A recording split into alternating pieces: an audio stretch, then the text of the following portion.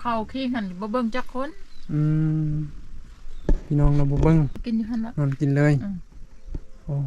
เป็นรอยนี่เขาแต่อันตายแม่หันลูกบ่ได้เลยโอ้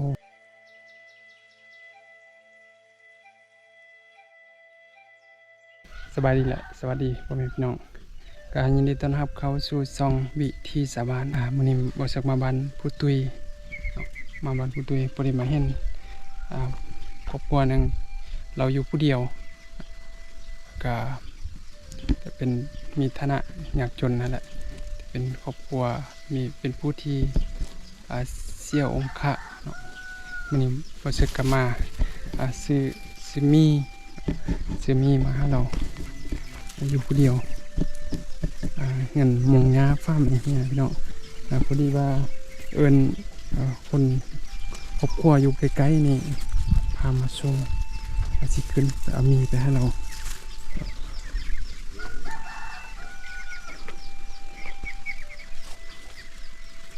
ขึ้นไปได้เนาะขึ้นไปได้บ่พี่น้องสั่นสบายดีสบายดีสบายดีป้าเข้าไปได้เด้อเดี๋ยวมืดเนาะโอ้ยมีมาให้เด้อมีมาให้ด้วยสบายดีสบายดีนอนอยู่นี่เลยน้องนอนอยู่นี่แหละเป็นไปละไปบัวไรเนาะมืดแดดมืดโอ้ยกองกระมืดแบบเนาะนี่บุมีผู้มาอันนอนนอนเฝ้ามีบ่มีร้านบ่ดึงมาตอนแรกหันก็ไปนอนนี่ร้านมันก็ไม่มาโอ้ร้านผู้อื่นนะร้านผู้อื่นมานอนเฝ้าอยู่นี่เด้อน้องเอ้ยอยู่เราไปหนักไปเบาเลยเห็นอะไรเอาอยู่นี่อยู่นี่เอาไปทิมเอาแต่ละมือน่ะกินยังเนี่ยเขาบอกกินยังเลยเขาไตกบไตเคียดดำน้อยให้เอาให้กินโอ้โดยบ่ผมยาวเนาะบ่ตัดผมได้เนาะบ่มีผู้ใดตัดลูกคอยเขาไปสร้างตัดบ่สร้างตัดที่นอนม่อนมุงกะอย่างนั้นเนาะบ่มีผู้ไปซักให้เนาะโอ้กางมุงอยู่บ่นี่น่ะบ่กางบุญไว้เอาบ่มียุงกัดบ่ยันยุงกัดคอยเขาบ่ทันเวลาซักหั่นน่ะหลายเรื่องยุงกัดแต่เอื้อยแล้วเนาะเที่ยวมาเบิ่งนะเนาะพอพี่น้องเข้าขี้หันบ่เบิ่งจักคนพี่น้องเราบ่เบิ่งบ่ทันได้มาเบิ่งเนาะก็ไปนี่อยู่ป่าอยู่ดงฮะอยู่สลามหั่นโดยก็เอาไข่มันเข้าไปย่างซุมื้อนี้ก็ค่อยเอาเฮ้อโอ้เอ้ยเป็นผู้เอามาให้เนาะเอ้ยผู้นี้จะเป็นครอบครัวที่อยู่ไกลนี้อยู่ไกลอยู่มอได้เบิ่งได้แย่งกันเนาะจ้ะน้องเอ้ยการกินกันอยู่กันลุงย่างเนาะลูกไปหันไปนี้คือว่า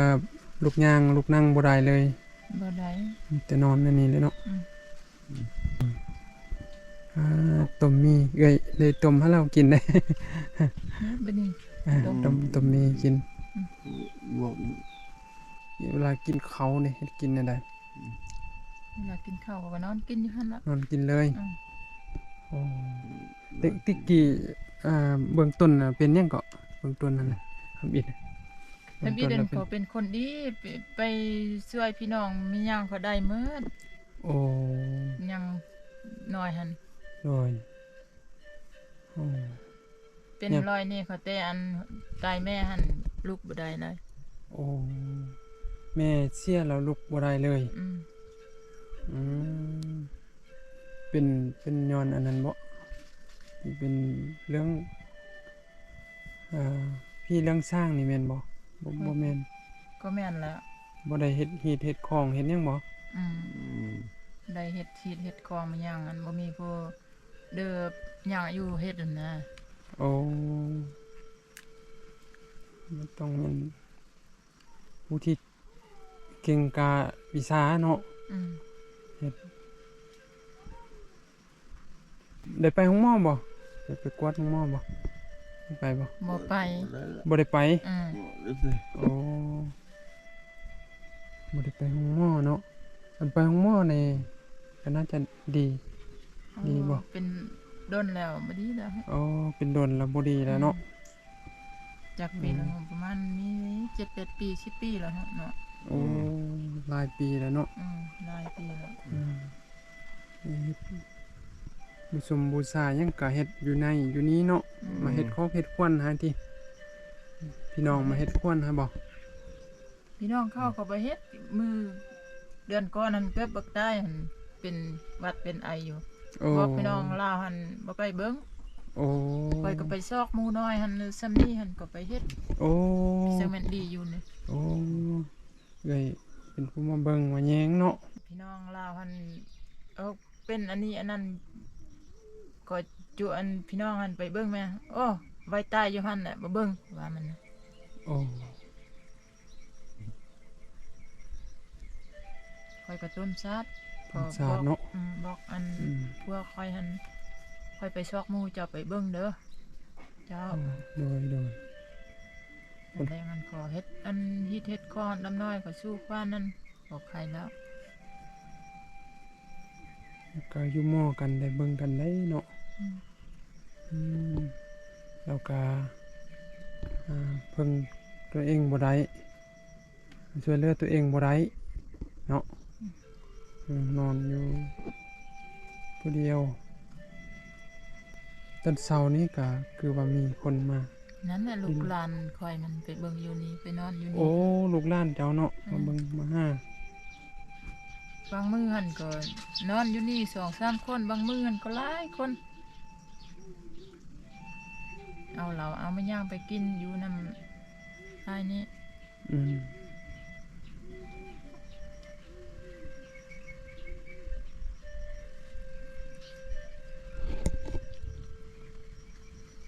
ใครได้มีลูกมีหล้านมาเบิ่งโอ้ได้ไต่ไฟไต่นั่นอยู่บ่มีไฟฟ้าอยู่บ่บ่ได้ไต่มันบ่ โอ้ตรงในต่อมาให้เราได้เนาะต่อมาให้เราเห็นหงเห็นแจงเห็นนั่นเลย ก็เราใส่อันเฮือนเทิงในหม้อใครโอ้ปิดเอานี่เราบ่ทันใส่เทื่อเฮือน โอ้ หม้อนี้ พุ่นเด้ข้างนั้นพุ่นเด้ ตรงนี้ก็บ่มีไฟ บ่มีไฟ เฮือนลังต่อไป ไกลแลเนาะ มันคอยก็ใกล้ตึก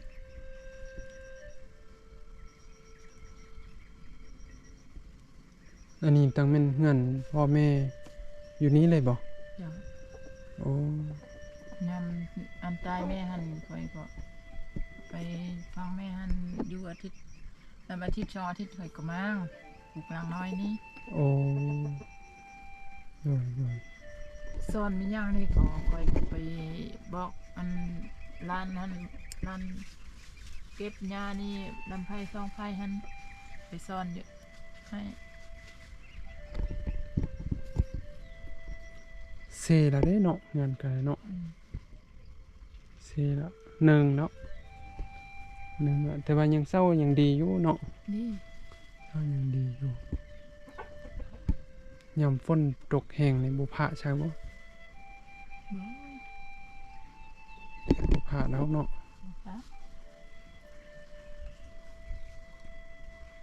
นอนง่ายกับบ่ได้แม่นบ่ได้นอนง่ายได้บ่ มาปลออ้วยไอ้กุ้ยไหนน่ะมาเห็นบ่ Quên. อุ่นนอนง่ายก็ได้ Đấy,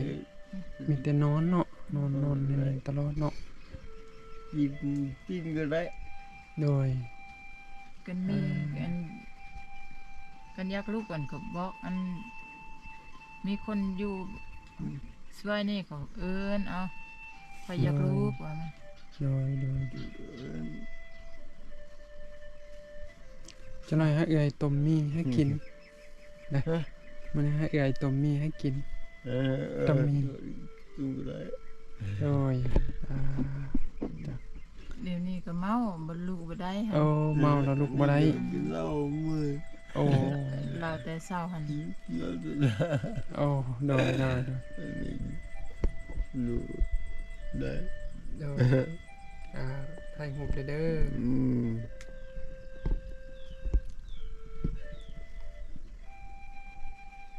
สิได้กลับก่อนเด้อ เออ โอ้ยกลับก่อนแล้วซื้อยัง ซื้อนี่นะ อืม หั่นเพชร ซื้อหั่นเพชร เจ้า โดยอ๋อหั่นเพชรเนาะ อืม หั่นเพชรอยู่ผู้เดียวอยู่คนเดียวจ้ะสารละไมคำเอาเนาะโอ้โดยไปเอาออกมากลับกันเด้อ เออ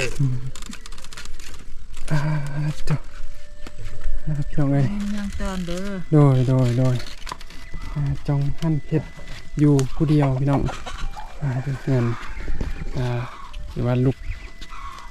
กบ่ได้ช่วยตัวเองบ่ได้อันถ้าว่าสิลุกนั่งนี่ต้องได้ให้พี่น้องหรือว่าคนไกลคนหมอนี้มาอุ้มเราขึ้น เต็มที่พี่น้องเดี๋ยวเอาเสกมามื้อนี้ก็เดี๋ยวเอามีมาให้จองนั้นอันผิดนั้นเนาะมื้อหน้าบ่เสกก็สิมาซื้อของตอนมาให้เพิ่นมาเนาะความลำบากก็มีหลายเนาะขัดสนจำเป็นแท้ๆจองอันเพชรนี้เรามีพี่มีน้องอยู่แต่ว่าพี่น้องบ่มาเบิ่งอยู่ผู้เดียวแต่อาศัยคนข้างบ้านนี้เป็นผู้เบิ่งผู้แยง